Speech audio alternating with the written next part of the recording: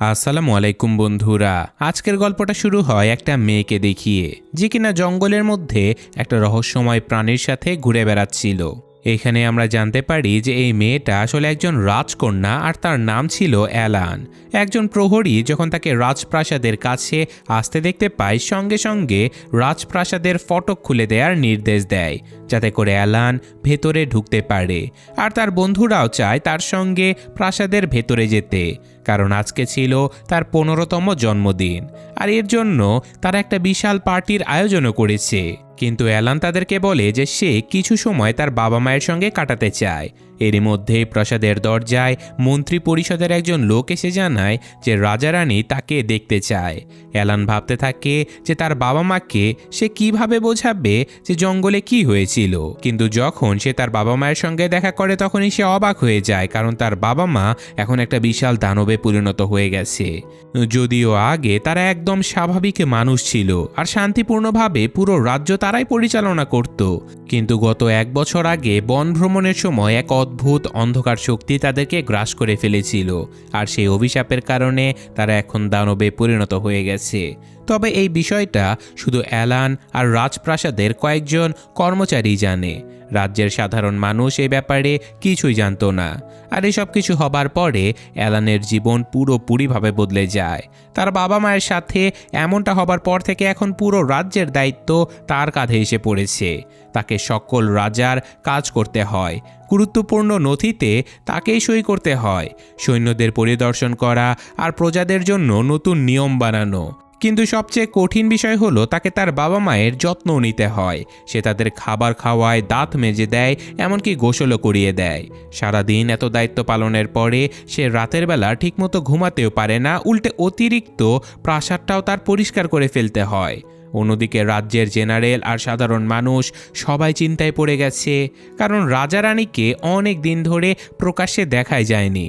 প্রজারা প্রাসাদের ফটকে জড়ো হয়ে তাদের সাথে দেখা করার দাবি জানায়। মন্ত্রীরা এসে অ্যালানকে বলে যে তারা জনগণকে আর বেশি দিন এভাবে বোকা বানিয়ে রাখতে পারবে না, কারণ এতদিন সকল অজুহাত তাদের শেষ হয়ে গেছে। কিন্তু অ্যালানের দরকার ছিল সময়, কারণ সে মরিয়া হয়ে খুঁজছে এমন একটা উপায় যাতে করে তার বাবা মাকে আবারও স্বাভাবিক মানুষে পরিণত করা যায়। এত কিছুর মধ্যে অ্যালান খুবই ভয় পাচ্ছিল, কারণ এই খবরটা যদি জনগণের কাছে পৌঁছে যায় যে রাজা আর রানী দানবে পরিণত হয়ে গেছে, তাহলে পুরো রাজ্যে বিশাল এক অরাজকতা শুরু হয়ে যাবে। মন্ত্রীরা তাকে সতর্ক করে বলে যে এই বিষয়টা আর বেশি দিন চাপা রাখা যাবে না, কারণ 1 বছর পেরিয়ে গেছে, অথচ অভিশাপ ভাঙানোর কোনো উপায় এখন পর্যন্ত পাওয়াই যায়নি। প্রচণ্ড হতাশ হয়ে অ্যালান বিছানায় গিয়ে জোরে জোরে চিৎকার করে কান্না করতে থাকে। কিন্তু ঠিক তখনই রাজ দরবারের দূত ফিরে আসে, আর তার মনে নতুন একটা আশার আলো জেগে ওঠে, কারণ সেই দূত চিঠির একটা উত্তর নিয়ে এসেছে, যা অ্যালান সূর্য ও চন্দ্রের ওরাকেলদের কাছে পাঠিয়েছিল। এই ওরাকেলেরা থাকে এক ভয়ঙ্কর জঙ্গলে, যাকে বলা হয় এটার্নাল ডার্কনেস। তো রাজদূত আসলে ওরাকেলের কাছে 8টা পাখিকে রাজারানীর খবর নিয়ে যেতে পাঠিয়েছিল, কিন্তু তাদের মধ্যে 7টা পাখি পাথরে পরিণত হয়ে গেছে। মাত্র একটা পাখি ওরাকেলদের কাছে পৌঁছাতে পেরেছিল, আর সে ওরাকেলদের উত্তর নিয়ে ফিরে এসেছে। সেই পাখির কাছে থাকা ছোট্ট একটা কাগজে লেখা ছিল যে এর উপরে পানি ফেললে সিক্রেট তথ্য জানা যাবে। অ্যালান সাথে সাথে কাগজে পানি ঢালে, আর তৎক্ষণাৎ সূর্য ও চন্দ্রের ওরাকেলেরা তাদের সামনে আবির্ভূত হয়। তারা জানায় যে তারা অ্যালানকে সাহায্য করতে প্রস্তুত, কিন্তু অভিশাপ ভাঙতে হলে তাদেরকে নিজের চোখে দেখতে হবে যে তার বাবা মা আসলে কি ধরনের দানবে পরিণত হয়ে গেছে। তারা আরও বলে যে তারা এই মাসের 3য় দিনে প্রাসাদে আসবে। সেদিন আবার কাকতালীয়ভাবে অ্যালানের জন্মদিনও ছিল। তাই অ্যালান ভেতর থেকে অনেক উত্তেজিত হয়ে পড়ে, কারণ সে ভেবেছিল যে এবার হয়তো এই দানব আর অদ্ভুত ধাঁধার অবসান ঘটবে। সে শুধু চায় একটা সাধারণ পরিবার আর শান্তিপূর্ণ একটা জীবন। কিন্তু অন্যদিকে প্রাসাদের 2 মন্ত্রী, যাদের নাম ছিল নাজার আর বোলার, তারা পুরোপুরি ক্লান্ত হয়ে পড়েছে, কারণ রাজারানীর এমন দানবরূপের যত্ন নিতে গিয়ে তারা একেবারে ভেঙে পড়েছে। তাদের মুখে প্রচণ্ড ক্লান্তির ছাপ, চোখের নিচে দাগ, আর শরীরে চাপের চিহ্ন স্পষ্ট। তাদের সবচেয়ে বড় দুশ্চিন্তা হলো যে আজকে রাতে অ্যালানের 15তম জন্মদিনের উদযাপন। তাছাড়া তারা ভালো করেই জানে যে রাজা রানীর এই গোপন বিষয় আর বেশি দিন লুকিয়ে রাখা সম্ভব নয়। ঠিক তখনই নাজারের মাথায় একটা পাগলাটে আইডিয়া চলে আসে। সে বলে, যেহেতু অ্যালান এখন 15 বছর বয়সে পৌঁছে গেছে, তাহলে জনগণকে জানিয়ে দেই যে রাজা আর রানীর মৃত্যু হয়ে গেছে। শোকের সময় শেষ হলে অ্যালানকে নতুন রানী ঘোষণা করা হবে। বোলারও নাজারের এই প্ল্যানে রাজি হয়ে যায় আর তারা দুজন মিলে ঠিক করে যে অ্যালানকে এই বিষয়ে রাজি করাবে। কিন্তু ঠিক তখনই অ্যালান ঘরে ঢোকে আর উত্তেজনায় ভরপুর অ্যালান তাদেরকে জানায় যে আজ রাতে ওরাকালেরা আসবে অভিশাপ ভাঙানোর জন্য। কিন্তু তবুও দুই মন্ত্রী নিজেদের পরিকল্পনাটা বিস্তারিতভাবে অ্যালানকে বুঝিয়ে বলে। তারা জানায় যে রাজা আর রানীর মৃত্যুর ভুয়া খবর পুরো রাজ্যে ছড়িয়ে দেয়া হবে আর তাদেরকে জঙ্গলে পাঠিয়ে দেয়া হবে, যাতে করে তাদেরকে কেউ খুঁজে না পায় বা প্রশ্ন না তোলে। অ্যালান তখন গভীর চিন্তায় পড়ে যায় আর তারপর অনেক ভেবেচিন্তে বলে, যদি ওরাকালেরা রাজা রানীকে মানুষরূপে ফিরিয়ে দিতে ব্যর্থ হয়, তখনই আমি এই পরিকল্পনায় রাজি হব। তো যাই হোক, কিছুক্ষণ পরে মন্ত্রীরা অ্যালানের জন্মদিন উদযাপন করতে শুরু করে দেয় আর তারা তাকে একটি গান বাজিয়ে শুভেচ্ছা জানায়। যদিও গানটা সত্যি বলতে বেশ বিব্রতকর ছিল। ঠিক তখনই প্রাসাদের ম্যানেজার ঘোষণা করে যে সূর্য আর চন্দ্রের ওরাকালেরা এখানে এসে পৌঁছে গেছে। আর ঠিক তখনই হঠাৎ একটা বিশাল বড় ব্যাঙ লাফাতে লাফাতে প্রাসাদের ভেতরে প্রবেশ করে। তারপর সে অ্যালানের সামনে গিয়ে থামে আর বিশাল মুখটা খুলে ফেলে। তার ভেতর থেকে বেরিয়ে আসে ওরাকালেরা, কিন্তু তারা অ্যালানের কল্পনার চেয়ে একদমই আলাদা ছিল। ওরাকেলেরা প্রথমে ব্যাংকটাকে ধন্যবাদ জানায় তাদের এই বিলাসবহুল যাত্রার জন্য আর তারা তাকে 5 তারার রেটিংও দেয়। তার মানে তারা ছিল পুরোপুরি হাস্যকর ধরনের। এরপর তারা অ্যালানের বাবা মাকে দেখতে চায়। এখন অ্যালান তাদেরকে নিয়ে যায় তার দানবে পরিণত হওয়া বাবা মায়ের কাছে। তাদেরকে দেখা মাত্রই ওরাকেলেরা চমকে ওঠে, কারণ তারা ভেবেছিল যে দানব কথাটা শুধুমাত্র রূপক অর্থে ব্যবহৃত হয়। অ্যালান হয়তো তাদেরকে বাড়িয়ে বলেছে সবকিছু, কিন্তু সত্যিটা দেখে তাদের চোখ কপালে উঠে যায়। ওরাকেলেরা বুঝতে পারে যে রাজা আর রানী গিয়েছিল ইটারনাল ডার্কনেস নামের সেই অন্ধকার বনভূমিতে, আর সেখান থেকেই তারা অভিশপ্ত হয়ে গেছে। তারা সতর্ক করে বলে, যদি দ্রুত কিছু না করা হয় তাহলে এই অভিশাপ স্থায়ী হয়ে যাবে। সূর্যের ওরাকেল তখন চাঁদের ওরাকেলের কাছে তার জাদুর লাঠিটা চাইতে থাকে, কিন্তু চাঁদের ওরাকেল হেসে বলে যে আমি তো সবগুলো জাদুর লাঠি একসাথে করে একটা ইউনিভার্সাল দণ্ড বানিয়েছি, যা দিয়ে সব ধরনের জাদু করা যায়। এরপর তারা সেই ম্যাজিক্যাল লাঠি দিয়ে অভিশাপ ভাঙানোর চেষ্টা করে, কিন্তু ঠিক তখনই অ্যালানের দানব বাবা মা তাদের উপরে ঝাঁপিয়ে আক্রমণ করে বসে। আতঙ্কিত ওরাকেলেরা কোনো রকমে সেই ব্যাংকটার সাহায্যে এখান থেকে পালিয়ে চলে যায়।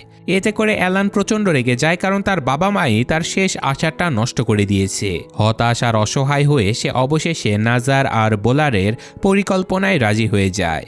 কষ্টভরা মনে সে নিজের বাবা মাকে খাঁচায় বন্দি করে দেয়, যাতে করে তাদের জঙ্গলে পাঠিয়ে দেয়া যায়।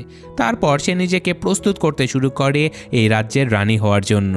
অ্যালান নিজেকে মানসিকভাবে প্রস্তুত করতে থাকে আর পরদিন সকালে সে তার বাবা মায়ের খাঁচার কাছে চলে যায় তার জন্মদিনের কেকের একটা টুকরো দিতে। কিন্তু সেখানে গিয়ে দেখে যে খাঁচাটা একেবারেই খালি, অর্থাৎ তার বাবা মা পালিয়ে গেছে। আতঙ্কে অ্যালান দৌড়ে বারান্দায় চলে যায় আর সেখান থেকে সে দেখতে পায় যে তার দানব বাবা মা পুরো শহরে তাণ্ডব চালাতে শুরু করেছে। এটা দেখে প্রাসাদের জেনারেল তৎক্ষণাৎ তার সৈন্যদের প্রস্তুত হতে বলে, যেন তারা ওই দানবদেরকে আটকে ফেলতে পারে। তাছাড়াও অ্যালান প্রাণপণ চেষ্টা করতে থাকে সৈন্যদেরকে আটকাতে, যাতে করে তারা তার বাবা মাকে কোনোভাবে আঘাত না করে। কিন্তু পরিস্থিতি এতটাই ভয়ানক হয়ে যায় যে তার পক্ষে আর কিছুই করা সম্ভব হয় না। অবশেষে সে প্রাসাদে এবং সৈন্যদের সবার সামনে সত্যটা প্রকাশ করে দেয় যে দানবেরা আর কেউ নয়, বরং তাদেরই রাজা ও রানী ছিল, অর্থাৎ তার বাবা মা। মন্ত্রী বোলার দ্রুত পরিস্থিতি সামাল দেবার চেষ্টা করে আর সবাইকে বলে যে রাজা রানী এক ভয়ঙ্কর কালো জাদুর অভিশাপে পড়েছিলেন, যার ফলে তারা দানবে পরিণত হয়ে গেছে। এদিকে অ্যালান তার বাবা মাকে শান্ত করার চেষ্টা করে, কিন্তু রাজা রানী তখন এতটাই বিকারগ্রস্ত হয়ে পড়েছে যে নিজেদেরকে নিয়ন্ত্রণে রাখতেই পারছিল না এবং অনিচ্ছাকৃতভাবে তারা অ্যালানকেও আঘাত করে ফেলে। অ্যালান বেচারি মাটিতে পড়ে অজ্ঞান হয়ে যায় আর সৈন্যরা সুযোগ বুঝে জাল ফেলে রাজা আর রানীকে বন্দি করে ফেলে। এই দৃশ্য দেখে রাজ্যের মানুষ আতঙ্কে কেঁপে ওঠে। সবাই ভাবতে থাকে যদি এই অভিশাপ তাদের মধ্যেও ছড়িয়ে পড়ে তাহলে কি হবে। পাশাপাশি তারা উদ্বিগ্ন হয়ে পড়ে এটা ভেবে যে এখন তাদের নেতা কে হবে আর তাদের নিরাপত্তার দায়িত্বই বা কে নেবে। তখন জেনারেল সবাইকে আশ্বস্ত করে বলে যে অ্যালানি তাদের নতুন রানী হবে। রাজা রানীকে পাঠানো হবে এমন দূরের কোনো একটা জায়গায় যেখান থেকে তারা আর কখনোই ফিরতে পারবে না। এই সিদ্ধান্ত শুনে অ্যালানের মন একেবারেই ভেঙে যায়।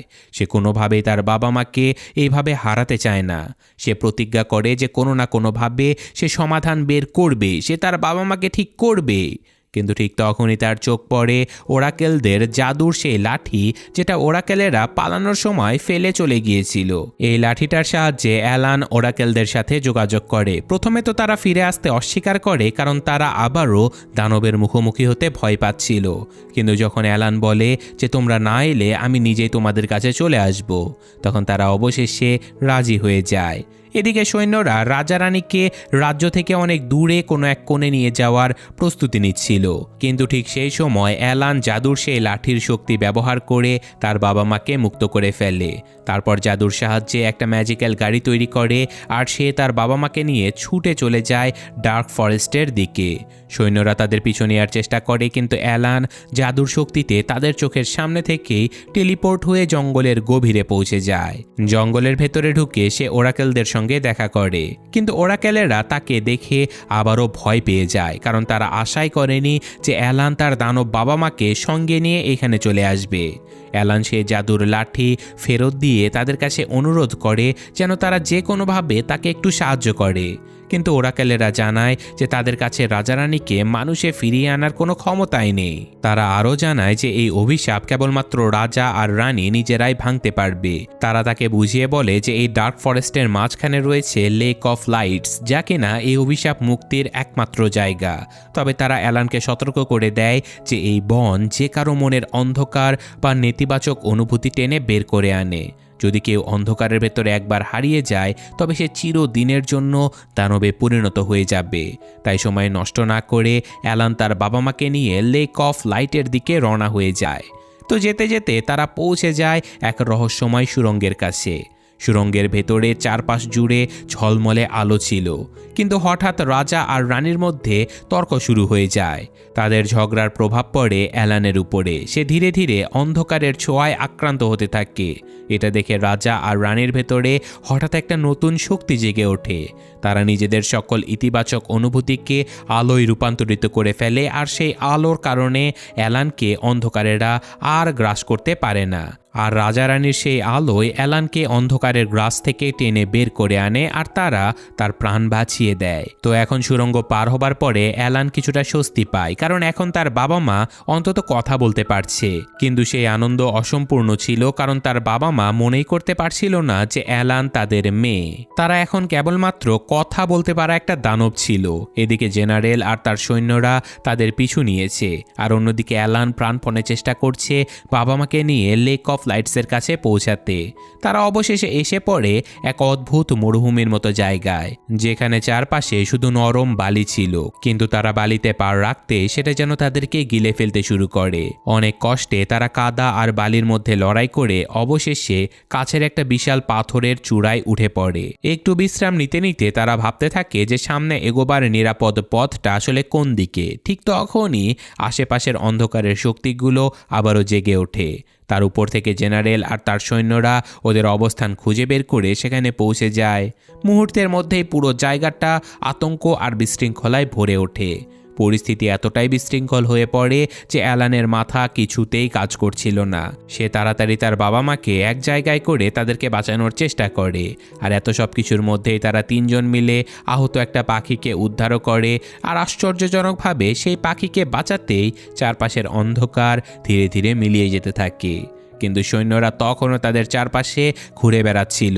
তখনই অ্যালানের বাবা একটা বুদ্ধিদীপ্ত পরিকল্পনা করে। তিনি জাদুর মাধ্যমে চারপাশের বালুকে এমনভাবে নড়াচড়া করায় যেন ঘন কুয়াশার মতো ধুলোয় ভরে যায় চারিদিকে। এর ফলে জেনারেল এবং তার সৈন্যরা দিক হারিয়ে ফেলে, তারা কিছুই দেখতে পায় না। আর এই সুযোগ বুঝে অ্যালান এবং তার বাবা মা এখান থেকে পালিয়ে যায়। তারা হাঁটতে হাঁটতে পৌঁছে যায় উঁচু একটা পাহাড়ের চূড়ায়। যেখানে তারা দেখতে পায় যে অদ্ভুত কিন্তু মিষ্টি এক ধরনের প্রাণী। ওই প্রাণীগুলো তাদের বাচ্চাদের খুবই যত্ন নিচ্ছিল আর পরম ভালোবাসা দিচ্ছিল। এই দৃশ্যটা দেখে অ্যালানের বাবা মায়ের মনে পুরনো স্মৃতি ফিরে আসে। তারা ধীরে ধীরে মনে করতে পারে যে তারা আসলে রাজা ও রানী, আর অ্যালান আসলে তাদের নিজেরই মেয়ে। তো এই সত্যটা উপলব্ধি হতে অ্যালানের চোখে পানি চলে আসে। সে নিজের আবেগ আর সামলাতে পারে না। তিনজন একে অপরকে জড়িয়ে ধরে কান্নায় ভেঙে পড়ে। এরপর তারা পাহাড়ের নিচে তাকিয়ে দেখে যে দূরে ঝলমল করছে লেক অফ লাইটস, আর এক মুহূর্ত দেরি না করে তারা সেদিকে দৌড়ে চলে যায়। লেকের কাছে পৌঁছে রাজা রানীর মনে পড়ে যায় সেই ভয়ানক দিনটার কথা, যেদিন অভিশাপ তাদের উপরে নেমে এসেছিল। তখন তারা এক বিশেষ এলাকায় ছিল যেখানে ঝগড়া বা রাগ করা একেবারে নিষেধ ছিল। কিন্তু একদিন একটা মিশন শেষ করে তারা নিজেরাই সেখানে তর্কে জড়িয়ে পড়ে, আর তখনই সেই নেতিবাচক অন্ধকারের শক্তি সুযোগ নিয়ে তাদেরকে গ্রাস করে ফেলে আর বিশাল দানবে পরিণত করে দেয়। এদিকে অ্যালান বোঝাতে চায় যে এখনই তাদের সুযোগ এই লেকের ভেতরে ঢুকে তারা অভিশাপটা ভাঙাতে পারবে। কিন্তু তার বাবা মা সাফ জানিয়ে দেয় যে তারা আগের মতো আর মানুষ হতে পারবে না, বরং তাদের সঙ্গে থাকলে অ্যালানেরই বিপদ হতে পারে। এই কথা শুনে অ্যালান ভীষণ রেগে যায়। তার মনে হয় যে তার বাবা মা আবারও তাকে ছেড়ে চলে যেতে চাইছে। সেই ক্রোধের কারণে অন্ধকারের শক্তি আবারও অ্যালানকে গ্রাস করতে শুরু করে। আর এবার অ্যালানকে বাঁচানোর জন্য রাজা আর রানী প্রাণপণ চেষ্টা শুরু করে দেয়। কিন্তু ঠিক তখনই জেনারেল ও তার সৈন্যরা এখানে ফিরে আসে আর তাদের সবাইকে বন্দি করে ফেলে। রাজা ও রানী বুদ্ধি ব্যবহার করে কোনো রকমে খাঁচা থেকে বেরিয়ে আসে। তারা তাদের কণ্ঠস্বরের শক্তি কাজে লাগিয়ে জেনারেল এবং সৈন্যদেরকে বিভ্রান্ত করতে শুরু করে। এমনকি তারা সৈন্যদের সামনে নিজেদের সত্য পরিচয় প্রকাশ করে বলে যে আমরা আসলে রাজা ও রানী। এই কথা শুনে সৈন্যরা হতবাক হয়ে যায় এবং সঙ্গে সঙ্গে তাদের প্রতি সম্মান দেখাতে শুরু করে। সেই সুযোগে রাজা ও রানী দেরি না করে জাদুর সাহায্যে লেকের পানি ঘুরিয়ে অ্যালানের দিকে নিয়ে আসে। যেই মুহূর্তে লেকের পানির একটা ফোঁটা অ্যালানের গায়ে পড়ে, তখনই তার শরীর থেকে সেই অন্ধকারের ছায়া মিলিয়ে যেতে থাকে। ধীরে ধীরে আলোয় ভরে যায় চারপাশ, আর অ্যালান জ্ঞান ফিরে দেখে যে তার বাবা মা তার পাশে দাঁড়িয়ে আছে। তারা কাঁদছে আর বারবার তার কাছে ক্ষমা চাইছে। তারা বলে যে আমরা সব সময় তোমাকেই ভালোবেসেছি, কখনোই তোমার থেকে দূরে থাকতে চাইনি। আসলে এই ভালোবাসা আর আবেগের শক্তিটাই ছিল আসল জাদু। তাদের এই পারস্পরিক ভালোবাসার শক্তিতেই তখন অভিশাপ আপনা আপনি ভেঙে গিয়েছিল, যার ফলে রাজা আর রানী আবারও মানুষে পরিণত হয়। তারপর কেটে যায় অনেকগুলো দিন, আর প্রায় 1 বছর পরে সবকিছু এখন আবারও স্বাভাবিক হয়ে যায়। রাজা ও রানী আবারও রাজ্যের দায়িত্ব নেয়, আর অ্যালান নিজের সময়টা বন্ধুদের সঙ্গে বনে জঙ্গলে ঘুরে হাসিতে খুশিতে মেতে থাকে। দেখতে দেখতে আবারও তার একটা জন্মদিন চলে আসে, আর জন্মদিনের দিনে যখন সে বাইরে থেকে ঘুরে ফিরে প্রাসাদে ফিরে আসে, তখন সে দেখতে পায় যে সেখানে তার জন্য একটা গ্র্যান্ড সারপ্রাইজ পার্টি আয়োজন করা হয়েছে। পুরো রাজ্য, তার বন্ধুরা, এমনকি সেই ওরাকলেরাও সেখানে উপস্থিত ছিল। তার বাবা মা তাকে জন্মদিনের উপহার হিসেবে দেয় স্বাধীনভাবে যেখানে ইচ্ছে সেখানে ঘুরে বেড়ানোর অনুমতি। তো অ্যালান এই উপহার পেয়ে ভীষণ হাসে, আর সবাই তাকে ঘিরে আনন্দে মাতোয়ারা হয়ে ওঠে। আর এভাবে হাসি আলো আর সুখের মধ্যে গল্পটা এখানে শেষ হয়ে যায়। তো কেমন লাগলো গল্পটা কমেন্টে জানাবেন। আমি আজকের মতো বিদায় নিচ্ছি। আল্লাহ হাফেজ।